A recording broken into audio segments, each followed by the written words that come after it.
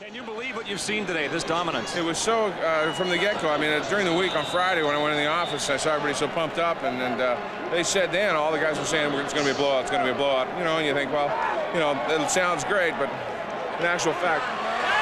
Thank you, John, very much. I appreciate it.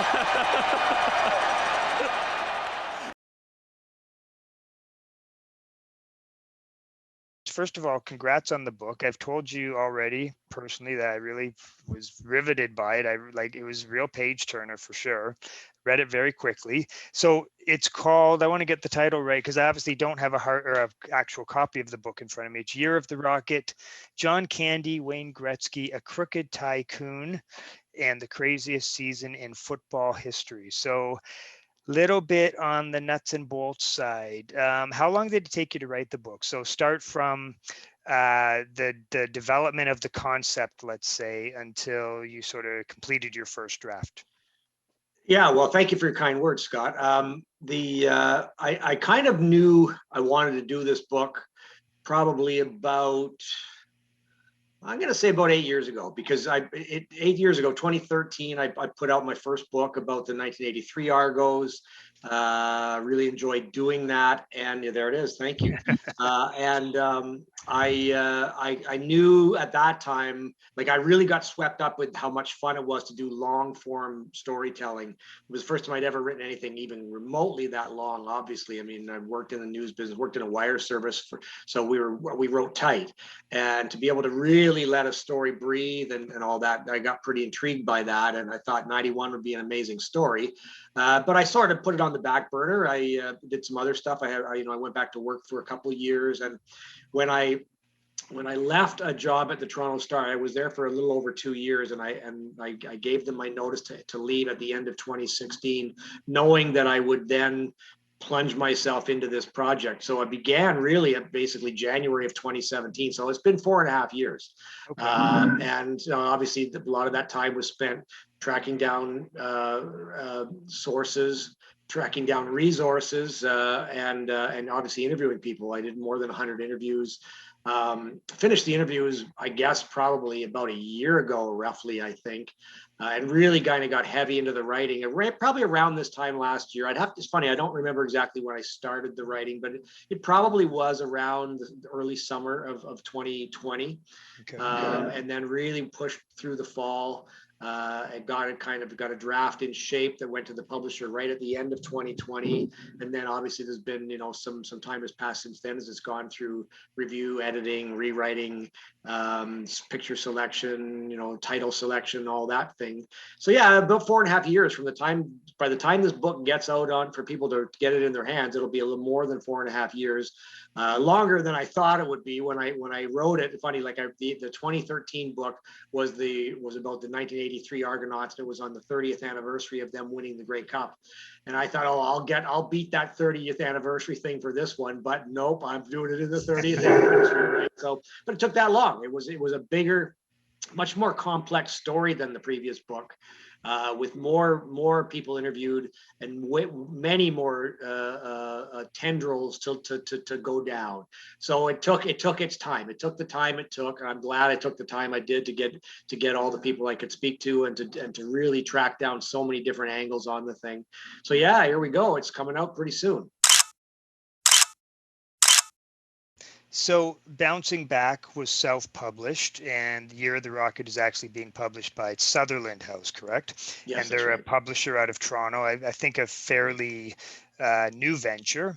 So I am kind of curious though, given the climate of publishing in general, book publishing, and the, I guess, always sort of unsteady prospect of the CFL, I'm just curious to know, like, what was your pitch? Why do you have a publisher behind this? I mean, I think it's great that you do, but it's a little surprising, frankly. Yes, it is. I'm surprised myself. I'm still kind of pinching myself that I got Sutherland House behind this project, and very enthusiastically too, I must say. They are about a 3 or 4 year old imprint that does nonfiction, founded by the publisher is Ken White, who Ken's got a fantastic reputation in journalism. He was the founding editor of the National Post. He was the editor of Saturday Night Magazine. He was the editor of Maclean's magazine. And and he started this nonfiction publishing venture. He's a nonfiction author himself. It's funny, when I saw something a couple of years ago about Sutherland House, and I thought, that's interesting, nonfiction, and they just, something about them I found kind of appealing. And so I approached him. I through a mutual contact, I contacted him and said, I gave him the pitch, and it was, about the story, obviously, about the Rocket and Gretzky and McNall and Candy and the coldest Grey Cup of all time. And I'd have to go back and review what I said in my original sort of pitch, but it was obviously, I think I said while this is definitely a sports story, it's much more than a sports story. It's a story about Canadian culture, Canadian history, a slice of Canadiana that really deserves to be told and captured. And I heard nothing for quite a while, and then about a month later, what I'd done is I'd actually sent an email. I think what happened was I sent him an email through the mutual contact who'd introduced us, and he sent me back, said, yeah, send me like the pitch or whatever. And so I sent it through the Sutherland House website, and heard nothing and then a month later I got an email back from him saying, or maybe I sent him an email saying, what do you think? He said, can you send it to me again? Send it directly to my email. So it must have got lost in the system or whatever. It's not a giant company, but nonetheless, it probably went astray somewhere. So I sent him the pitch directly.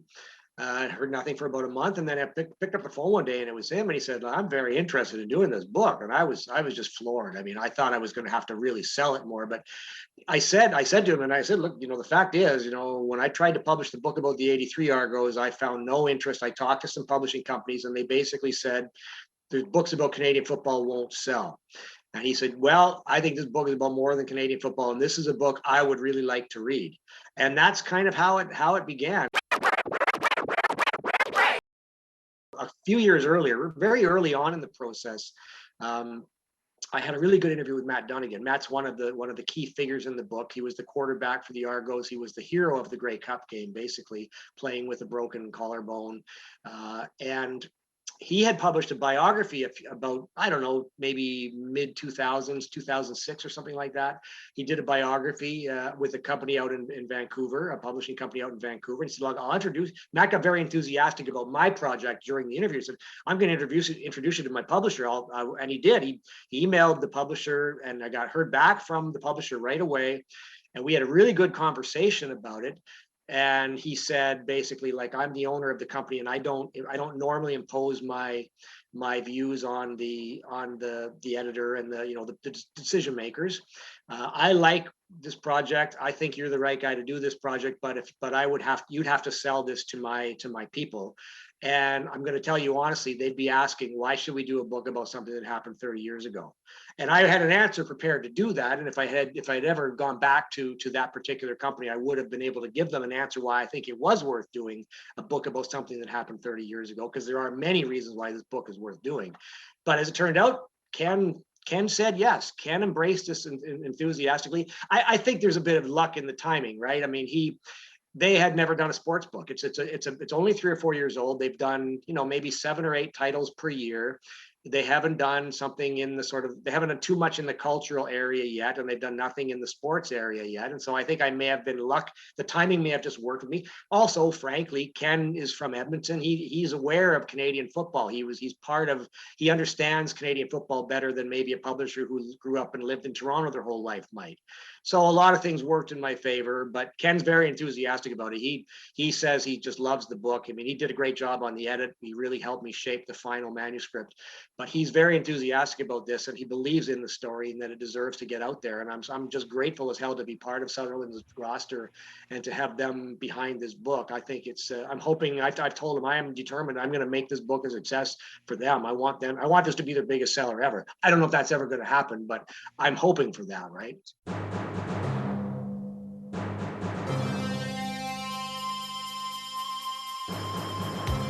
Mentioned John Candy a few times, and after Rocket, he actually does get first billing in the book, which I think makes sense. And I think some people may actually be surprised to find out just how pivotal he was really you know, he off field, obviously, but it really is pivotal in his own way to the overall success of the organization, at least for that 1 year, as you know, Pinball or Matt Dunnigan or Rocket Ismail himself. So talk a little bit about his role in the whole enterprise. Oh yeah, I mean, what I say is, you know, the Argonauts have been in existence for almost 150 years. They were formed as a football team in 1873. Canada was 6 years old, and so they've had, and you know, for the first almost century of their existence, they were owned by the Argonaut Rowing Club, which was it was a rowing club. Then they started getting into private hands in the late 50s, and they've had a succession of owners since the late 50s. They've never had an owner that loved them the way John Candy loved them. He grew up as an Argo fan in East York. He dreamed of playing for the Argos. He went to games at Exhibition Stadium. He often said if he hadn't had a knee injury in high school, he would have played for the Argos. And he was just he was all in. John was just completely into this from the moment it began. You know, he basically, they just bought the team, and there's a great quote from Wayne Gretzky on one of the TV clips from the day that they actually announced the purchase. And Gretzky's there saying, like, John's got 200 marketing ideas already, and he did. Like, he was already talking about, we're going to get Dan Aykroyd and the Blues Brothers, and we're going to do this, we're going to do that. He wanted to make this thing succeed. And then when he arrived and started doing it, and he was a huge force all across the league. He went to every road game, and it was a massive event having John in your stadium. He's on the radio, in early morning radio, every city he went to, saying, buy tickets, come to the game, we want to get the blackout lifted. He discovered that the league was actually in pretty rough shape. You know, one of the ironies of '91 is that the Argonauts opened the season in Ottawa. Rocket didn't play in that game. He was a little bit injured. He could have played, but they basically held him out so that he could have his debut at the home opener the following week. I'd make that into a big event. But so they opened the season in Ottawa, and about a month later, the Ottawa Rough Riders went bankrupt. They turned the keys over to the league. And John Candy was there to help Joanne Polak, who was the general manager of the Rough Riders and basically was the person left holding the bag. John Candy said to her, I'm going to be with you every step of the way. I'm going to help you. And he was in Ottawa a lot. He was doing fundraisers. He was doing events. He was doing anything he could to help them. And he ultimately found them a new owner. I mean, it's in the book how, you know, they got the McNall Group's arrival got the league pushed towards U.S. expansion, and Candy became the chair of the expansion committee for the CFL, and he took a role he took very seriously. He sat in on those long meetings and pushed for, we got to get into Detroit, we got to get into Portland, we got to get into all these places in the States. And the league started having, because expansion was being discussed, there was a father and son living in the Detroit area, Bernie and Lonnie Gleiberman, who Lonnie was a 26-year-old kid who had grown up watching Canadian football coming across the border from Windsor on local Windsor TV stations, and had fallen in love with Canadian football. And he and his buddies used to be outside on the playground pretending they were the Ottawa Rough Riders and the Argonauts or whatever in Detroit.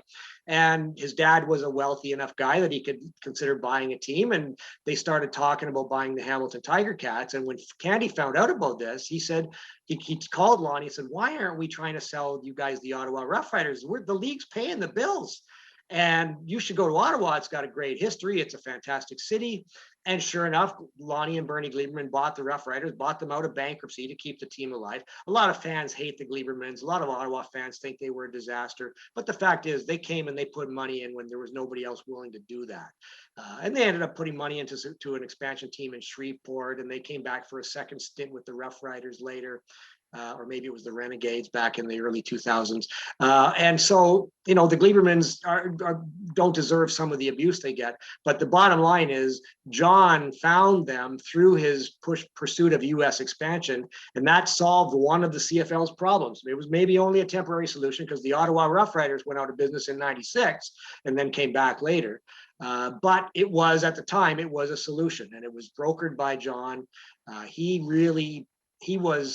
was all in, as I said. He was trying to do everything he could to advance the fortunes of the entire league, not just the Argonauts. He believed that if we can propel this entire thing upwards, we're all going to benefit from that. And he genuinely loved Canadian football, and he lived and died with the games. He loved the players, and if the Argos fumbled, he was crushed. If they won, he was jumping for joy. He was like a hardcore fan who happened to be in the owner's box and often on the sidelines and often in the locker room, sweeping up the locker room. You know, he was doing everything, man. Well, and for all that, he was also still John Candy funny man, because there's a couple hilarious anecdotes in the book. The one that just cracked me up the most was I think he's like attending some board meeting at 7 a.m. or something. Yeah. They're serving like, salami cold cuts, and he's like, wow, salami cold cuts, is this like a Toronto thing or a CFL thing? Like, it just, his sense of humor really comes through in the book. And I mean, even in some of the video clips you see of him on the field, like he's he must have infused the team and the organizer, or the whole league, with a real sense of fun, right? Which you don't really absolutely. get that often. So. Oh yeah, I mean, and I mean, and it really was palpable, right? I was at that opening game in Ottawa, and when he came up into the stands to sit, like the buzz in the building was unbelievable. Like, here's Uncle Buck. And that's described by one of the players, Kelvin Prinster, described how when John came down the ramp to come onto the field, man, the place would go bananas. And this is every stadium in the league. And yeah, he did, in Edmonton, he went on, they've got the little fire truck that goes around the field after the Eskimos score a touchdown. He's on that fire truck throwing footballs into the stands. He was doing all that sort of stuff. He did a lot of sideline interviews during broadcasts, and he was being serious, but he was also being John. He couldn't help himself. He was a very funny man.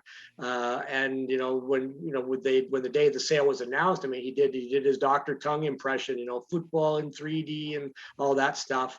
So yeah, he brought a sense of fun and joy. Yeah, and it was genuine. Like he felt joyous and joyful to be part of this, and it came across in everything he did. And boy, the players, did they ever respond? Not one person I spoke to for this book had anything bad to say about John Candy. Wow, they all loved the guy. Well, and in the coldest game, the coldest Grey Cup game ever, he's like offering the coach a flask from his cup. Like, what a great scene, man. Absolutely.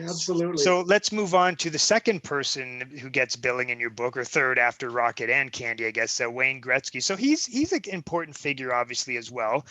But I found his investment in it was a little harder to gauge than Candy's. Maybe maybe wasn't quite as unwavering, or maybe not quite as much involved from the start. I mean, what do you think? Like, what would you say were Gretzky's motivating interests in getting involved in something like that? And let's be clear, like, he was, I think this is true, he was still tearing up the NHL at that point, right?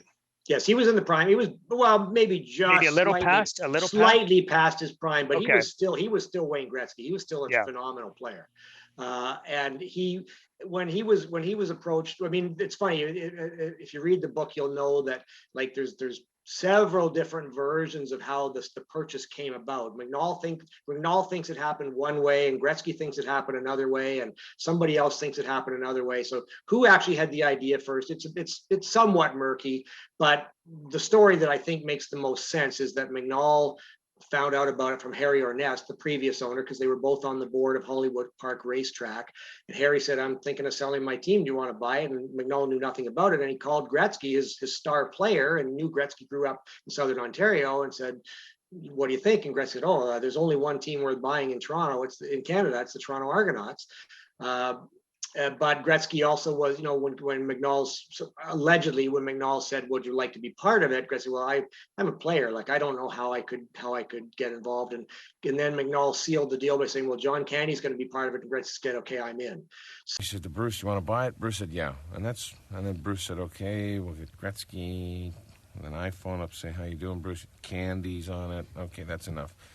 And that's how it was sold. Have you got $1 million worth? Yeah. Man. Yeah. Well, no, I was shaking when I wrote the check. So how's that?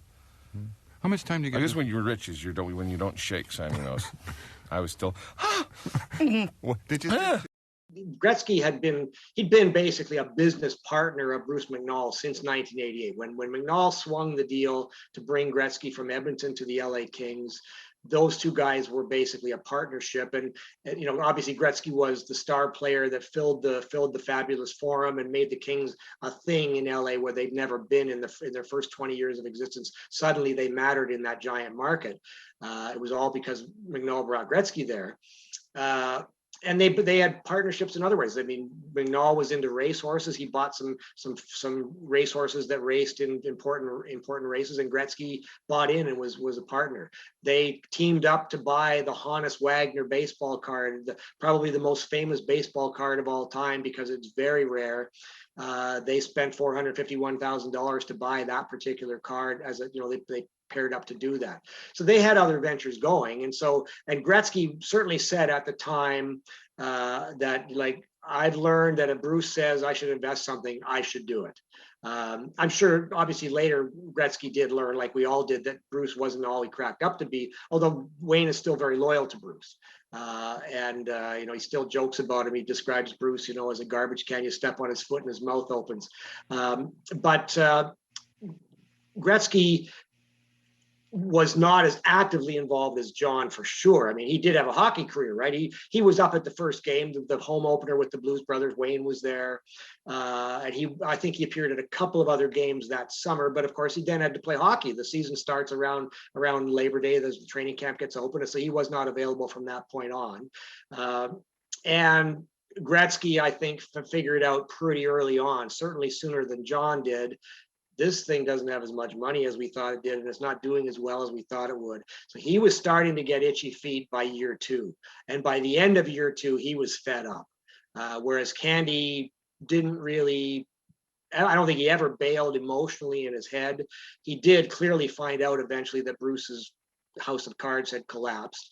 But even then, he wanted to buy the team from Bruce. If he had time and if he could have pulled together a group, I think he would have tried to buy the team because he loved it that much. Gretzky was ready to get out 18 months after he came in.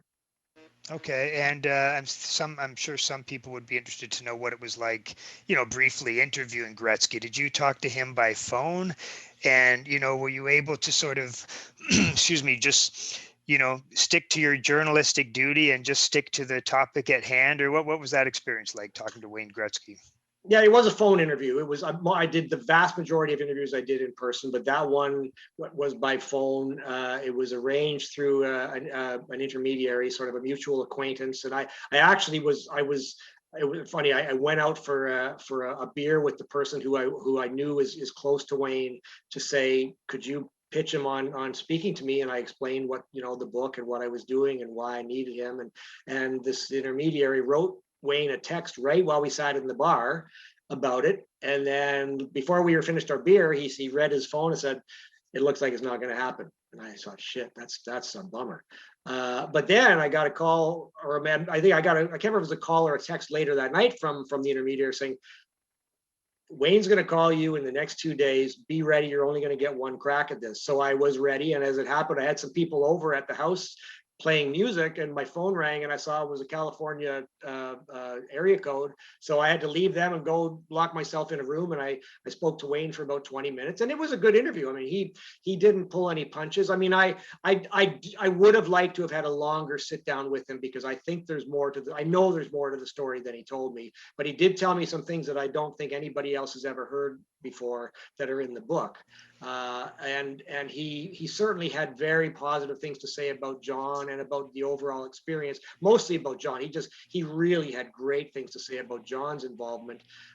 He describes him as important to the CFL as Tom Wilkinson or Leon McQuay and people like that, players that were famous back in the time when Wayne and I were young men. He maintains he didn't lose his shirt on the investment. I don't really believe that, frankly. I don't think he got his investment back. Although I was told by one of Bruce's senior executives, and this is in the book as well, that because they had so many deals done together, that Bruce would have probably made it up to Wayne through some other thing, like cut him in a bigger share of another deal or something, so that Wayne didn't lose. They said Bruce never liked his friends to lose on any deal. So it's possible that Wayne, even though he spent more than $1 million on the Argos, and I believe he did spend more than $1 million, he may have felt he got that all earned back in some other way.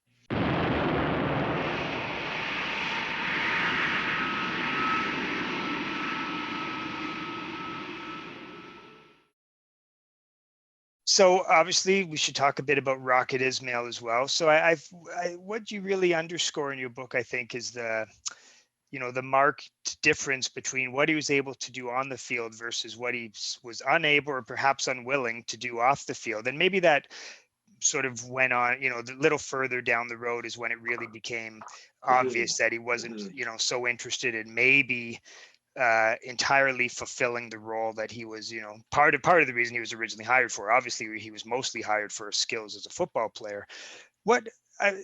Actually, I would disagree with that, Scott. Okay, I think he was mostly hired as a sales and marketing vehicle. Okay. I mean, clearly he was a great football player, and they the coaches and the general manager Mike McCarthy were salivating at the idea of adding this weapon to an already stacked team.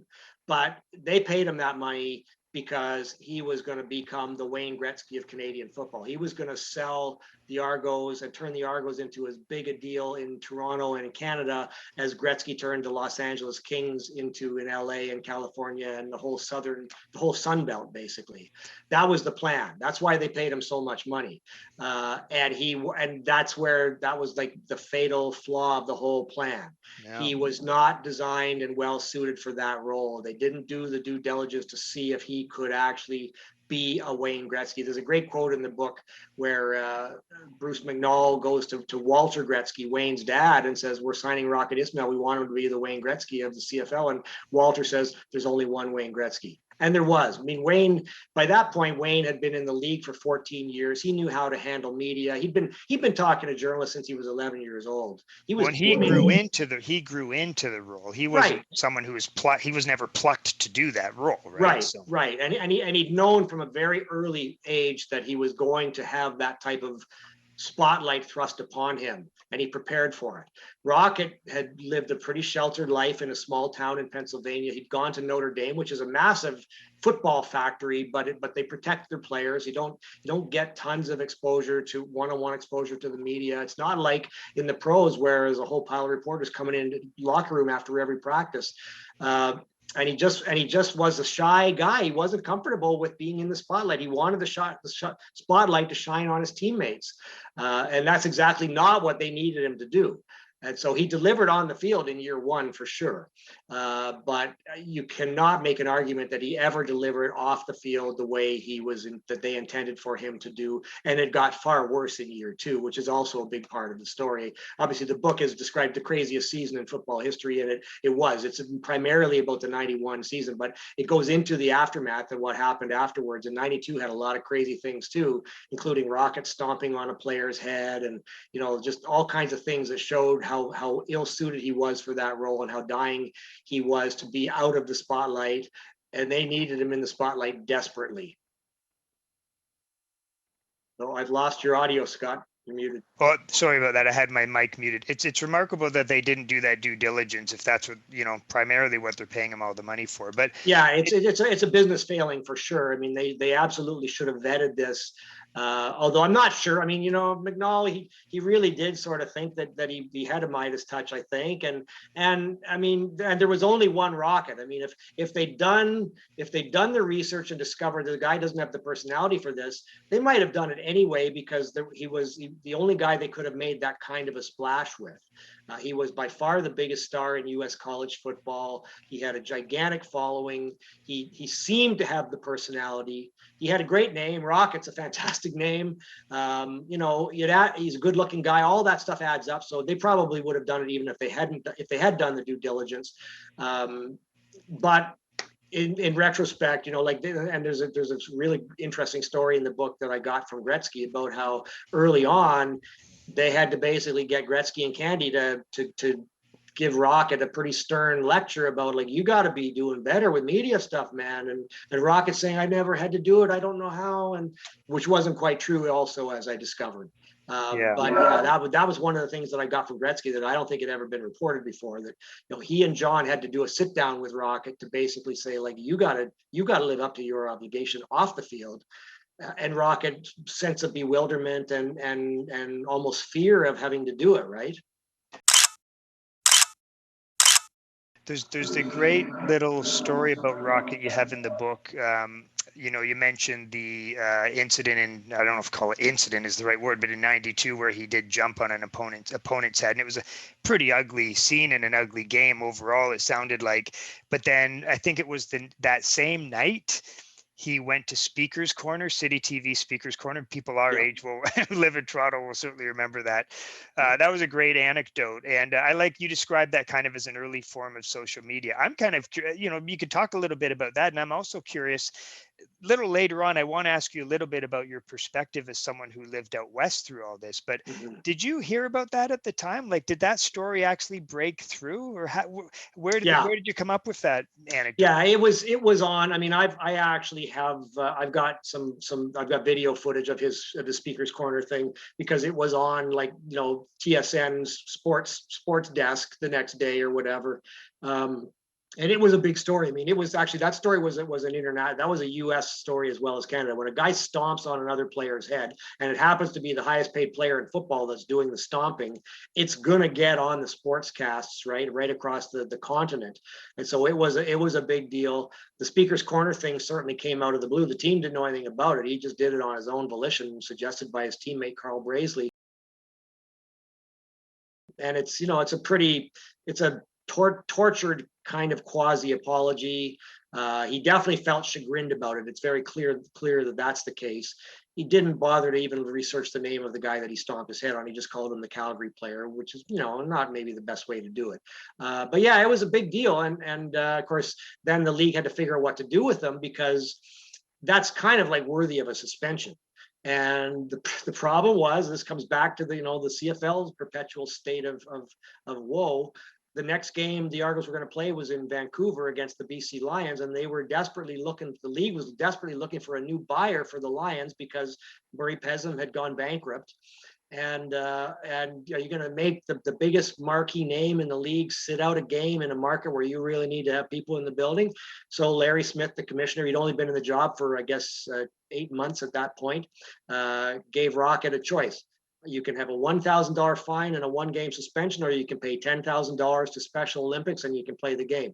And though the Rocket, $10,000 didn't really mean much when you're making $4.5 million. A great quote from I think it's from Alan Mackey in the Calgary Herald, that the Rocket probably leaves $10,000 bills in his pants pockets when he sends his clothes to the dry cleaners. So he paid the fine and went and played the game in Vancouver. But yeah, that was like the nadir. That was, the 10 months after the incredible glory of the Grey Cup triumph.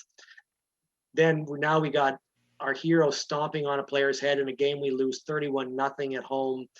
What a fast come down, man. Like, that's why I had to write about that stuff. I couldn't end the story at the end of '91. It wouldn't have been complete. Yeah, that's like that's the ultimate of of the story in some way. Right. So to 91 Grey Cup being Woodstock, and then that being Altamont. Yeah.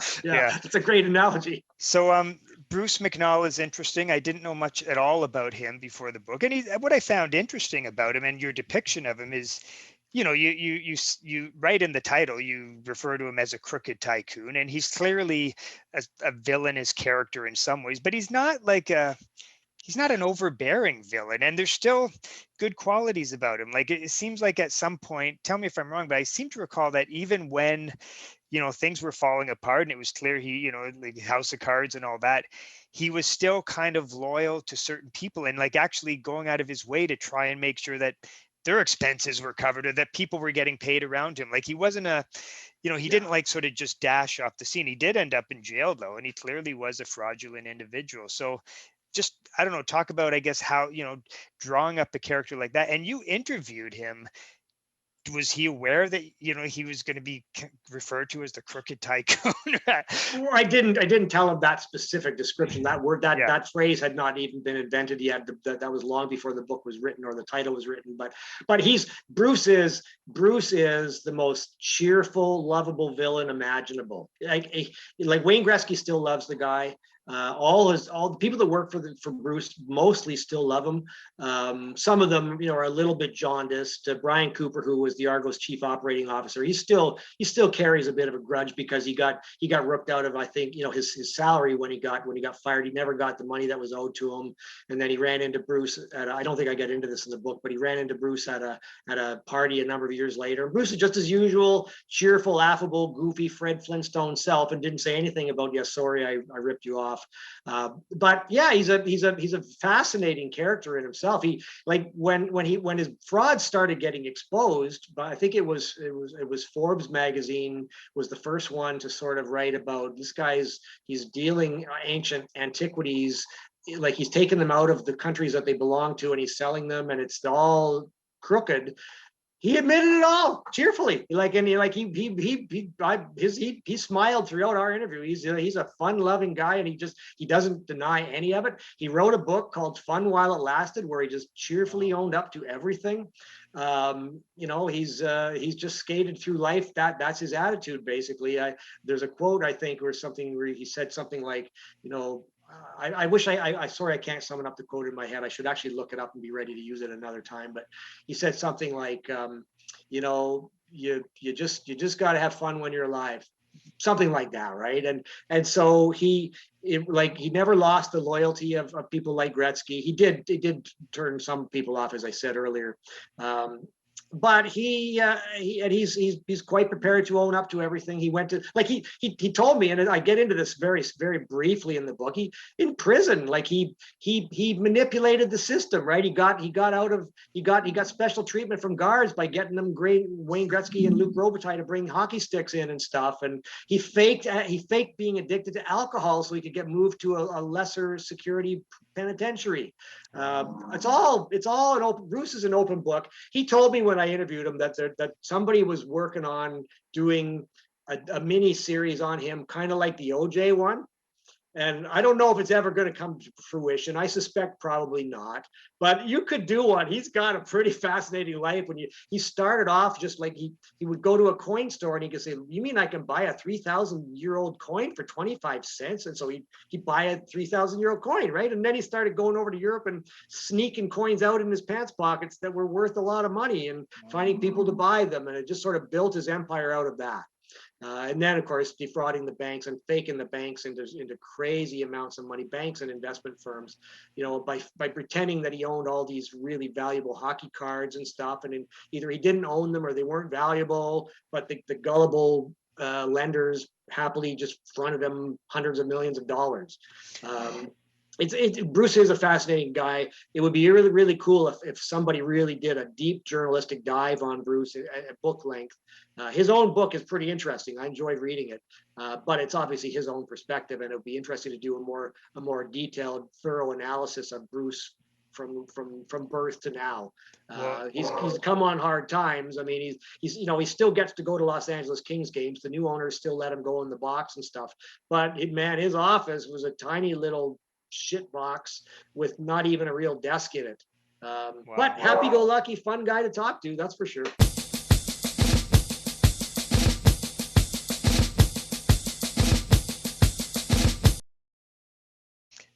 It is interesting at the right towards the end of the book. I don't think it popped up before then, but you did maybe even just sort of offhand mention that you were living out west. I think you go into it a little bit. You talk about your family and et cetera, et cetera. Yeah. But what was it like sort of living? I mean, you're a diehard Argo fan. I don't think it matters where you live. You're going to keep tabs on what they do. But did you feel at the time in speaking in 91 that you were kind of watching the wildest sort of Argo or football season ever? But did it hurt to not be in Toronto at the time? Like, how did you take it all in back in 91? Yeah, I mean, it was tough that we were living out in Edmonton, and so I couldn't go to every game and be really part of that scene. But we were fortunate. We did get some good exposure to it, right? We came back for a holiday in Ontario, and I was able to go to the opening game in Ottawa with my son David.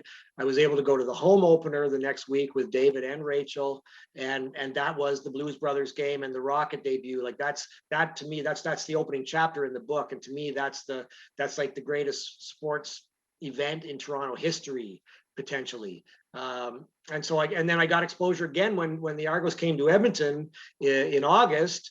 I took the two kids to the day before the game walk through that the teams have, and I got to see the Argos do their crazy rap routine and their dances, and David and Rachel got to pose for a picture with John Candy. And then I saw the next night I was at the game and I saw Candy throwing the football off the fire truck and all that stuff. So I definitely got a taste of it, and I certainly had a sense that this is a special, magical season that's unfolding in front of us. And especially when they got to the Grey Cup by kicking the hell out of Winnipeg in the Eastern Final, it just had a real special feel to it. And there's an anecdote in the book that actually it's not me. It was described by one of the assistant coaches, but I felt exactly the same way when they introduced the two teams before the Grey Cup in Winnipeg. They did Calgary first, and then they just did the usual run on the field. And then the Argos got introduced, and number 44, defensive end Brian Warren, and he pulls his helmet off, lifts it up in the air, and with a real stern look on his face, walks very slowly onto the field. And then the next guy, Rodney Harding, walks very slowly onto the field. Man, I had chills going up my spine, and I distinctly remember saying to David and Rachel in the rec room in Edmonton, there's no way we're losing this game. They were so friggin' confident, and I was so friggin' confident based on seeing that. So yeah, it would have been lovely to be in Toronto and really be part of it. Obviously, I've got seasons tickets now. I love going to Argo games. I love being around the team and close by. But so that was hard, but it wasn't that bad. I got enough of a taste of it, and I did know at the time that this is something special. I don't know that I would have characterized it then as the most magical, electrifying year in a century and a half of Argonaut football the way I do now. But there's been another 30 years since then, and nothing's topped it. So I now feel very confident in saying that.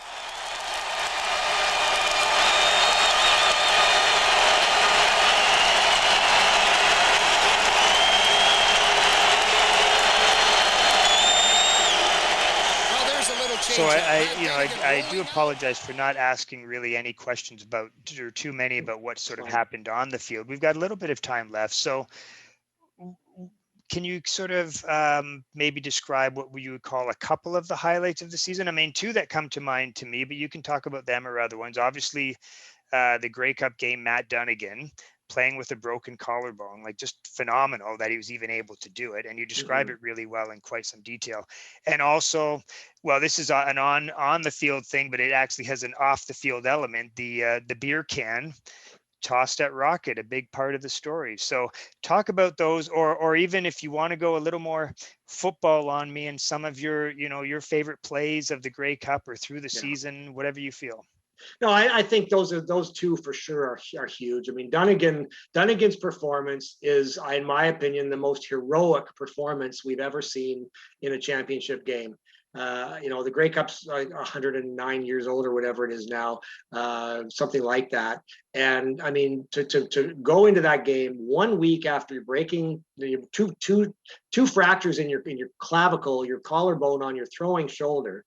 And you watch the replays, and man, like his arm is hanging down. And he threw 10 deep passes that game, and 2 of them went for touchdowns. I mean, and he ran into his opponents. He ran for 44 yards, and he put his head down and barreled into guys. That guy was so brave, so courageous. He had to get these really huge, painful needles injected into him just to get his arm warmed up and loose enough, and to try to numb the pain. And when the numbing wore off, man, it was awful. He's crying in the locker room afterwards because he was tears of joy, but it was also tears of pain. So that to me is an amazing part of the story. I can't take this much longer. I gotta have a beer. And then the beer can. I mean, first of all, Rocket scoring the touchdown that basically won the game. The Argos, it wasn't quite the game-winning touchdown because the Argos were already up by 1 point, and Calgary never scored again. But to go from a 1 point game, suddenly become a 1 point game, and the kickoff, and then Rocket takes it to the house, 87 yards, the longest kickoff return in Grey Cup history. And it's the guy that you paid all this money to, and he scores the touchdown to just blow everybody's minds. And as he's crossing the goal line, a frozen beer can comes out of the stands and almost hits him. And that famous frozen beer can that no one ever really found out anything about until I researched it and track down the guy that I believe threw the can. I mean, I can't prove it because there's no corroborating evidence, but based on all the people I spoke to, and based on the individual himself, I believe that guy who is, we call Oswald in the book because it's like the shooter. I believe that's the guy that threw that can, and it's a great slice of Canadian history. You know, that rocket touchdown will be played forever because of how important it was, and how, you know, how cold the game was, and how important Rocket was at the time. It'll also be played forever because of that beer can. It's one of those things that 50 years from now, people are still going to know about the beer can. And this book, for the first time, really tells the full story of it. So yeah, it was a blast. You know, we don't need to get into the football stuff specifically. There's lots of that in the book as well. But there's a lot of non-football stuff in the book that I think will appeal to people that aren't huge football fans. And hopefully, I think there is enough football stuff to appeal to the football fans as well. Yeah, well, on the Rocket Bar beer can, you know, I commend you on your sort of Oliver Stone / Seinfeldian, and you do mention the Seinfeld episode actually. So yeah, the Magic Loogie. Yeah, that's right. So I think we'll maybe just leave it with one more question, and if you have anything else, Paul, for sure say. But do you, you know, you probably can't answer this one yet, but do you think you have any more books in use about the Argos? Anything sort of brewing right now, or you may not want to reveal if that's the case? I mean, a lot of times during this project, I thought, man, I'm never doing this again, because it was long. It was 4.5 years, and it was a ton of work. This was way harder to write than the 83 book.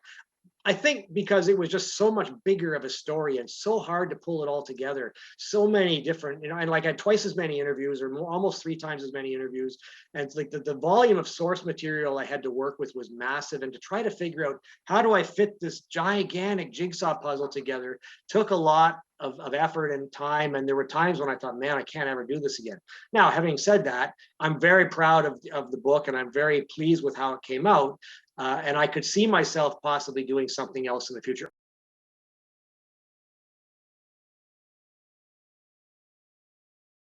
So I don't know. I have a few ideas kind of percolating, but they're very much back burner right now. You know, there are times when Lorraine and I both thought like we can never go through this again, but other times, even recently, she sort of said, well, you might do another book, you never know, right? And so I'm not ruling it out. I might be interested in maybe doing a collaboration at some point so that I'm not doing the full thing myself.